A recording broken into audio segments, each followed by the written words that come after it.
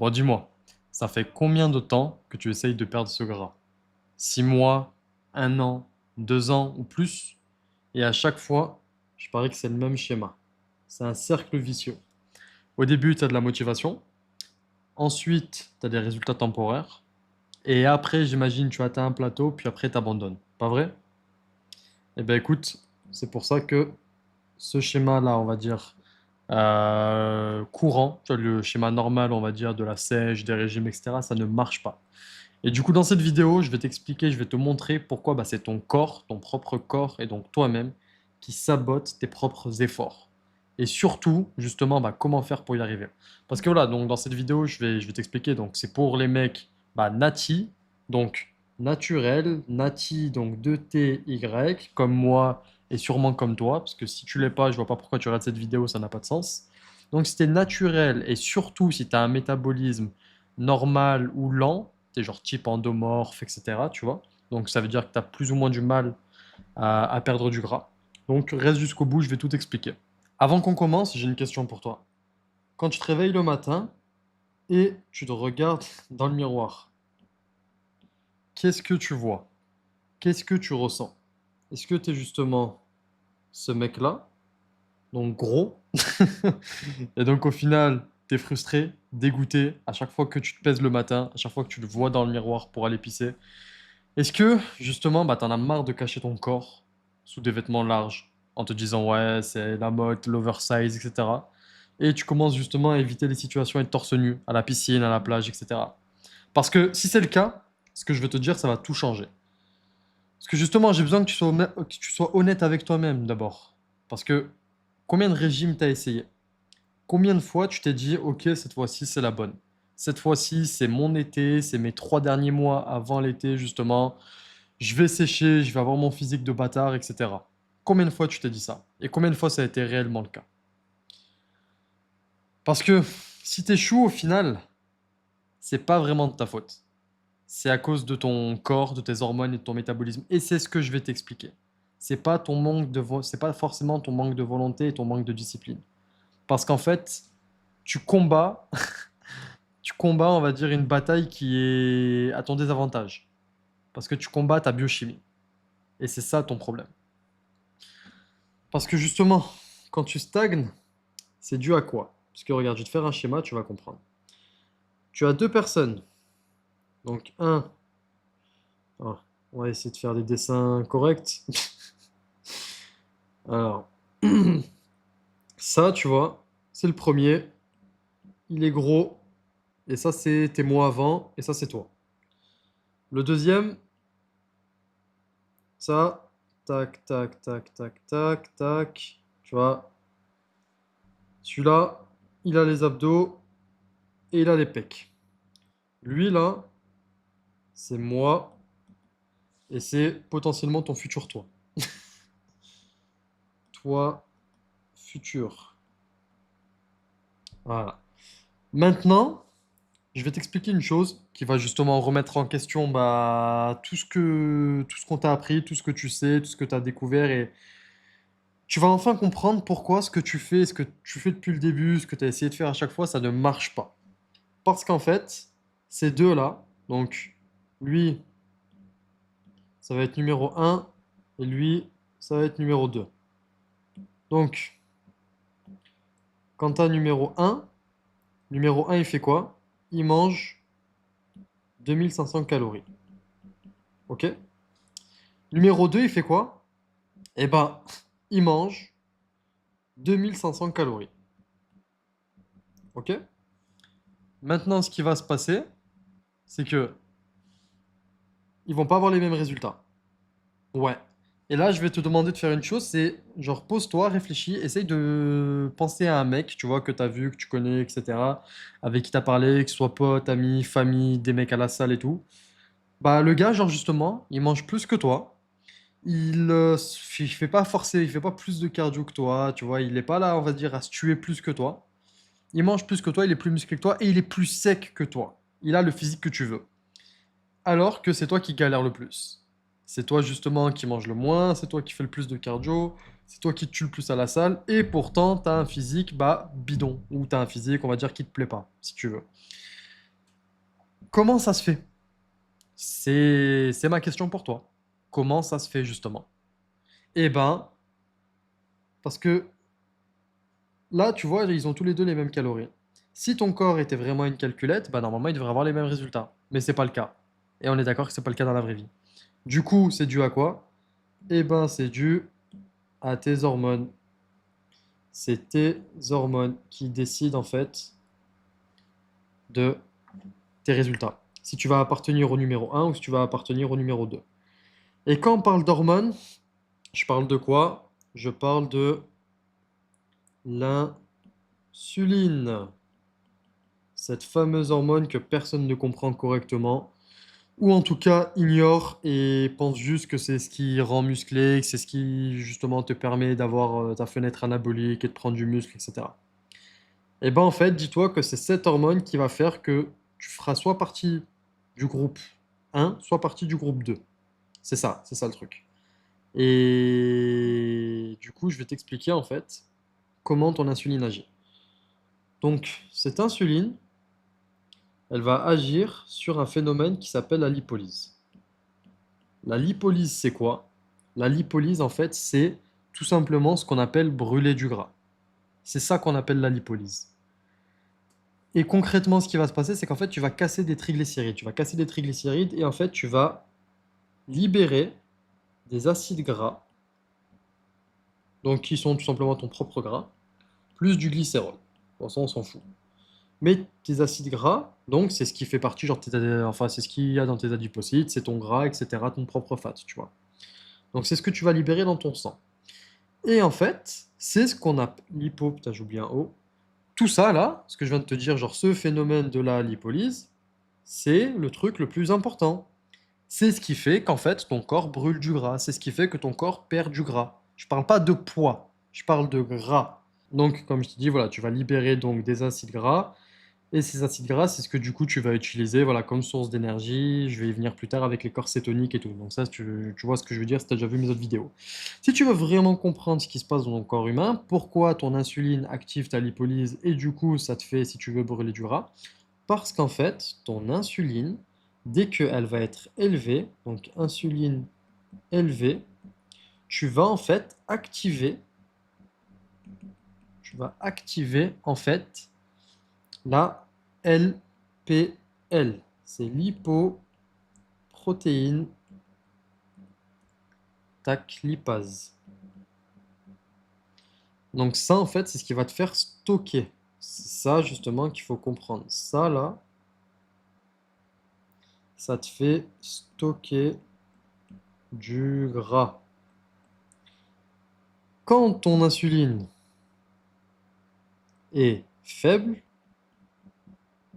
dans ton sang, évidemment, et ben en fait, tu vas activer, pareil, une autre enzyme qui est le HSL. C'est l'hormone sensitive lipase. Et c'est ça qui nous intéresse, c'est elle, parce que c'est elle qui va faire que justement, tu vas brûler du gras. Donc ce qu'il faut comprendre, le plus important dans tout ça, c'est que insuline élevée, tu prends du gras, insuline faible, tu brûles du gras. C'est juste ça qu'il faut capter. Et maintenant, la question que tu dois te poser, c'est OK, super, merci et bravo. Comment je fais pour avoir de l'insuline faible? Eh ben, c'est ça le plus important. Parce que du coup, juste, je vais revenir avant sur du coup ces deux mecs, le gros et le gars qui a le physique de Superman. Tiens, comment on fait? Le S de Superman, c'est avec du rouge ou pas? Putain, je sais même pas comment faire. Mais bon, putain, je lui fais sa cape. Tac, tac. Voilà. Lui, il a le physique de Superman parce que lui, justement, il a une insuline faible. Lui, il a une insuline élevée. Lui, là. Il a une insuline élevée, donc il a un physique éclaté. Il prend du gras. Voilà pourquoi. Donc, maintenant, comme je t'ai dit, je vais t'expliquer comment tu fais. Et attends, non, un truc super important. Justement, un truc super important, tu peux me dire, ok, là, les deux, t'as vu? Je reviens sur les deux, hein. Là, les deux, tu vois. On va dire, ils mangeaient 2500 et du coup, ils avaient un déficit genre de 500 calories, tu vois. 500 calories en déficit. Parce que genre, il dépensait 3000 calories, tu vois. Donc, il a moins 500 calories. Le truc, c'est que là, tu peux me dire, ok, genre d'accord, l'insuline, ok, machin, mais en vrai, si je force le truc, si imaginons, j'ai moins 1000 calories, tu vois, genre je force le truc, j'ai moins 1000 calories, et j'ai par contre de l'insuline élevée, c'est genre une insuline élevée, je vais quand même perdre du poids, poto, t'as vu, qu'est-ce que tu me racontes? Oui, t'as raison. Mais par contre, tu vas pas perdre du gras. C'est ça le truc de fou.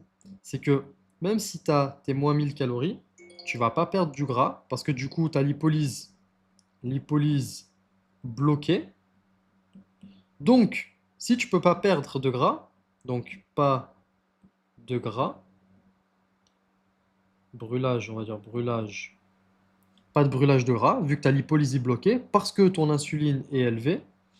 Du coup, comment tu vas faire pour perdre ce poids? Ce poids, il va venir d'où? Et ben en fait, ce poids va venir du fait que il y a deux choses. Premièrement, eh ben, en fait, tu vas taper et limiter tes hormones. Donc, tu vas tout simplement, si tu veux, baisser ta production d'hormones pour récupérer justement ton énergie c'est par rapport à ton déficit, etc. Baisser ta production d'hormones. Quand on parle d'hormones, principalement, quand je parle de ça, c'est la testostérone, testo. Donc, ça, si ça baisse, eh ben justement, tes muscles, ils baissent. Le fait de perdre du gras, capacité de perdre du gras, bah, ça baisse aussi.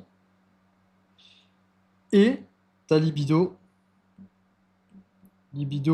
elle baisse aussi. Et ton énergie en général baisse aussi. Et ta force, bah, on va le mettre aussi, ça baisse aussi. Donc, là, tu comprends que si tu baisses ta production d'hormones, et bah, t'es baisé. Et donc, t'as pas que ça, t'as aussi deuxièmement, donc comme je t'ai dit, si tu forces, on va dire, ton déficit et que tu bloques ta lipolyse parce que ton insuline est élevée, tu vas taper dans quoi? Tu vas taper dans tes muscles. Parce que justement, tu peux faire que ça dans tes muscles pour justement puiser donc de l'énergie. De l'énergie, voilà, à travers, à travers la néoglucogénèse. Néoglucogénèse.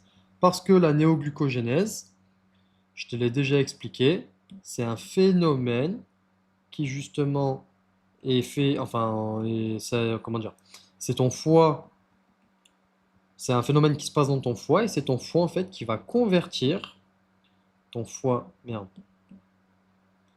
ton foie, il va convertir soit le gras, donc soit le gras qui provient d'où? Ton gras qui provient d'où? Qui provient justement, putain merde, je peux plus écrire, qui provient de ta lipolyse,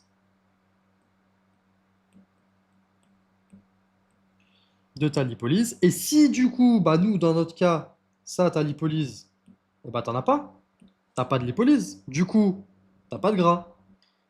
Donc, en fait, tu vas aller puiser ta deuxième source.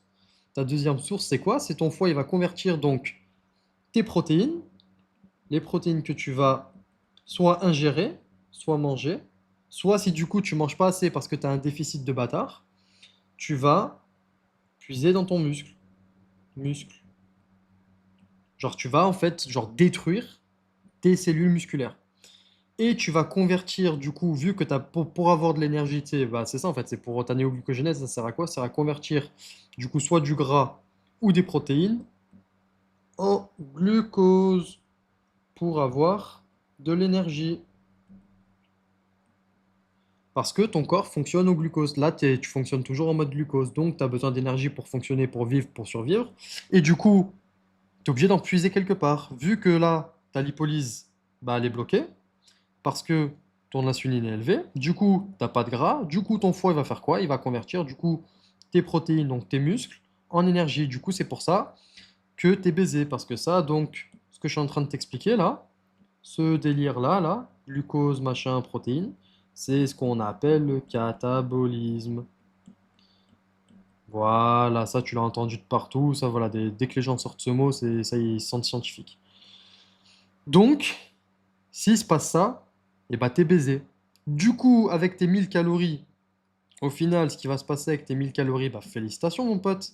Ouais, 1000 calories, moins 1000 calories de déficit, enfin j'ai mis le moins, donc pas à peine d'écrire déficit, et ben tu vas perdre du poids.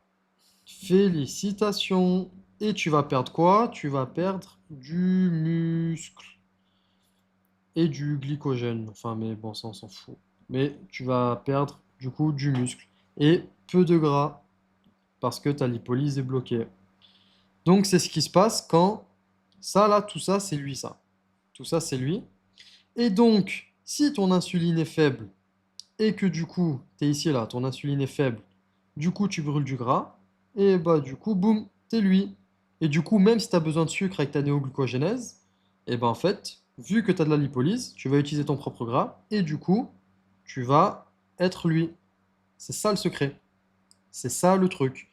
Maintenant, faut que tu comprennes, c'est qu'en fait, si tu fais une diète normale, donc riz, poulet, bref, tu bouffes tes glucides, tu bouffes tes légumes, tu bouffes, enfin, tes légumes, c'est pas un problème, mais je veux dire, tu bouffes des glucides, genre une assez grande quantité de glucides, tu vois, et du coup, t'es pas en cétose, c'est ça en fait, c'est sans parler de quantité de glucides, c'est juste tu n'es pas en cétose. La cétose, c'est on-off, il faut que tes corps cétoniques soient supérieurs à 0,5 millimol. Donc, c'est simple, c'est un bouton on-off. Donc, c'est ça ton problème. Maintenant, je vais t'expliquer justement le rôle de ton glucose, enfin la corrélation entre le glucose et l'insuline. Alors déjà, on va faire comme ça. Donc, je vais te tracer deux graphiques. Donc là, tu auras tes 8 heures, ton premier repas à 8 heures, ton deuxième repas à 8 heures, à midi, et ton troisième repas à 20 heures. On est d'accord. Donc là, ça va être ta glycémie. Donc ta glycémie, c'est en milligrammes par décilitre. Et là, je vais te mettre justement un deuxième axe. Putain, j'aurais peut-être dû garder les mêmes trucs, putain. Mettre une autre couleur.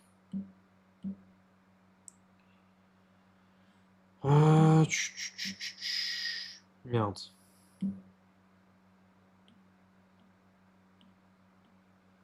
Tac.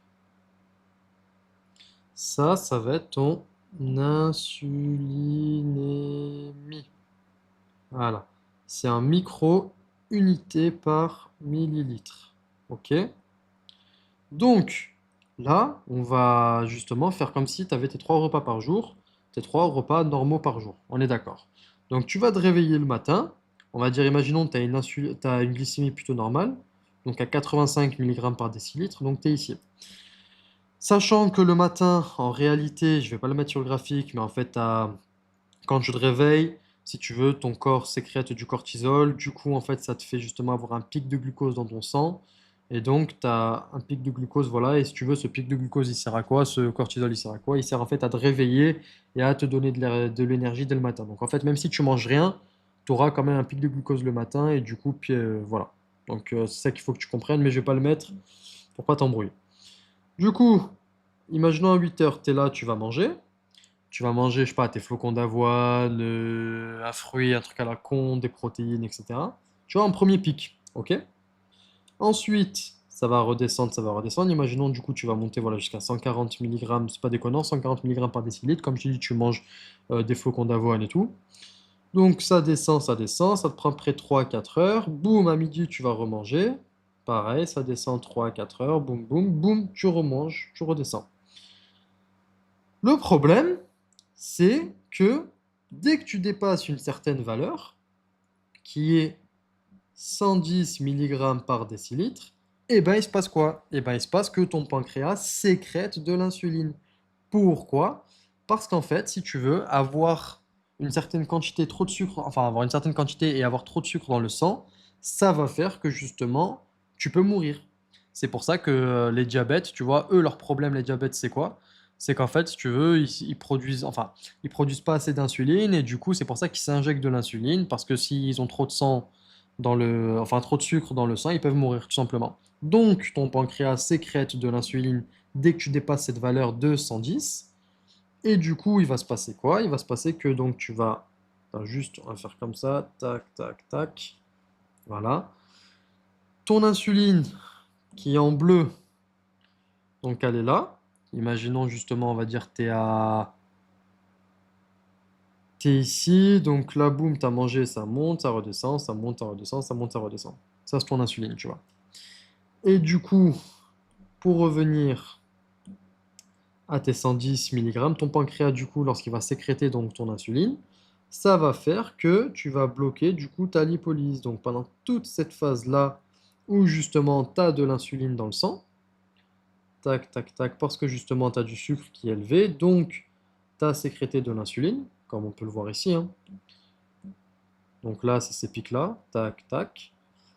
Et ben en fait, pendant toutes ces phases-là, toutes ces phases de temps, que tu peux voir en rouge, tac, tac, tac, et bah tu as de l'insuline présente dans ton sang. Du coup, il se passe quoi par rapport à ce qu'on a dit tout à l'heure? Tu n'as pas de lipolyse.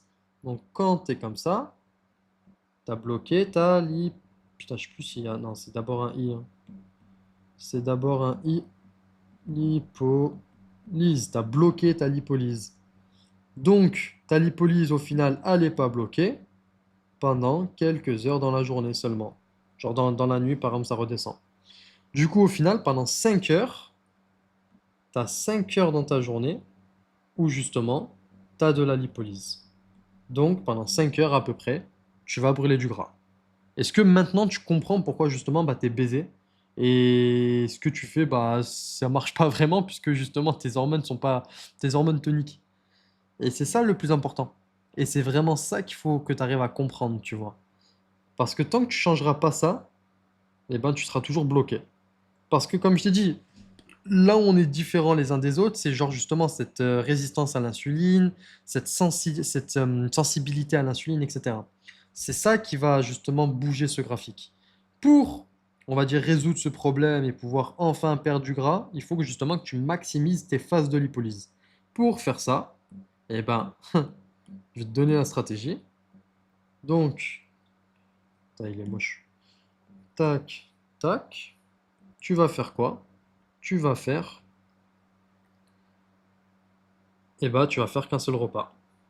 Par exemple, à 22 heures ou à 21 heures ou bref, peu importe, ou même genre deux repas, tu vois. Mais le mieux, c'est vraiment un repas. Mais juste déjà pour te montrer, de toute façon, je pense que tu as capté, ton sucre, il va être stable, stable, stable, stable. Là, tu vas manger, boum, tu auras un pic, tu vas redescendre. Et ton insuline, justement, qui était en bleu, bah pareil, stable, stable, stable, stable. Et là, pareil, suivant ce que tu vas manger, donc si tu fais une diète cétogène, et ben en fait, l'aspect cétogène, c'est le fait de manger justement. Alors, on va faire comme ça. Cétogène, c'est du coup 70% idéalement de lipides et genre 25% de protéines et genre 5%. Qu'est-ce qu'il me fait? Qu'est-ce qu'il me fait ce con? Bon, je sais pas. 5% de glucides. Si tu veux, ça c'est ce qui peut provenir tes légumes, tu vois, ou de tes œufs. Genre même dans un œuf, tu as 1 gramme de glucides, tu vois. Donc la cétogène, c'est ça. Si tu respectes ces macros, donc là par exemple, enfin 70, mais tu sais, c'est entre 60 et 70. Pareil, ça dépend, tu vois, des gens. C'est pour ça justement que je conseille à tout le monde, et c'est ce que je fais, et c'est ce que je fais avec mes clients. C'est genre, tu piques ton sang, ta glycémie et tes corps cétoniques justement pour connaître tes valeurs, tu vois. Parce qu'il y a des gens, par exemple, au bout de 60% de lipides, ça y est, ils seront en cétose. D'autres non. D'autres, il faut qu'ils soient à 70, 75, tu vois. Donc ça dépend des gens, pareil. Mais si tu respectes à peu près justement ces proportions, ce qui va se passer, c'est qu'en fait, tu vas pas avoir énormément de glucose dans le sang. Parce que justement, le fait d'avoir des glucoses dans le sang, c'est en mangeant beaucoup de glucides. Après, pareil, tu vas me dire, oui, ça dépend des glucides par rapport à l'index glycémique. Félicitations Einstein. Mais en réalité, peu importe ce que tu vas manger, même si tu manges des protéines, tu vas quand même sécréter de l'insuline. Donc, c'est comme ça. Même si je vais te dire une chose, même si tu bois un Coca zéro, par exemple, pendant un jeûne, il y a des études qui le prouvent. Et même moi, genre, je l'ai vu par rapport à mes, comment dire, putain, à mes corps cétoniques. Tu sais, genre, puisque du coup, je piquais mon sang. Et ben, je vois justement ma production baisser de corps cétonique. Parce que justement, tu as un pic d'insuline. Et le fait que tu aies ce pic d'insuline, justement, tu ralentis ta production de corps cétonique. Donc, ton insuline, je vais me remettre en bleu. Ton insuline, justement, elle est un peu stimulée, mais elle redescend rapidement. Du coup, pendant presque 23 heures, tu es en lipolyse. Putain, à chaque fois, je mets Y. Tu es en lipolyse. Du coup, tu vas brûler du gras. Félicitations. Là, tu vas me dire oui, mais le catabolisme, etc. Pendant tout, ça veut dire que pendant tout ce temps-là, pareil, je vais brûler du muscle. Eh ben non, parce que justement, on revient à ce que je t'ai dit ici. Il y a deux choses. Ce que je t'ai dit ici, c'est que du coup, si tu as besoin d'énergie, tu vas utiliser du coup tes corps cétoniques parce que tu as parce que tu as du gras dans ton sang, parce que tu as la lipolyse. Si tu n'en as pas, oui, justement, tu vas épuiser dans tes muscles. Et il y a deux choses.